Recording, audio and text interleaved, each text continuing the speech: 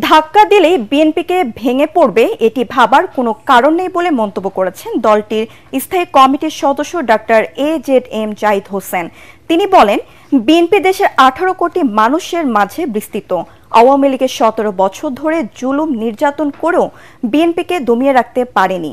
দুপুরে এম সাইফুর রহমান স্টেডিয়ামে আয়োজিত মৌলভীবাজার সদর উপজেলা বিএনপির সম্মেলনের উদ্বোধন করে তিনি এসব কথা বলেন। এ সময় আরও বক্তব্য রাখেন বিএনপির সাংগঠনিক সম্পাদক GK গৌস।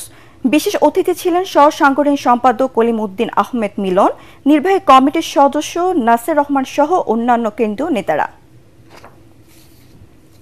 বাংলাদেশের 18 কোটি মানুষের মাঝে বিএনপি বিস্তৃত।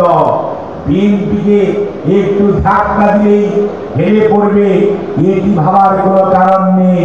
পলায়নকৃত স্বৈরাচার এর শত গুম, শত হত্যা, লক্ষ লক্ষ মামলা, লক্ষ লক্ষ আসামি করেও 17 বৎসরে বিএনপিকে দমিয়ে দিতে পারে নাই।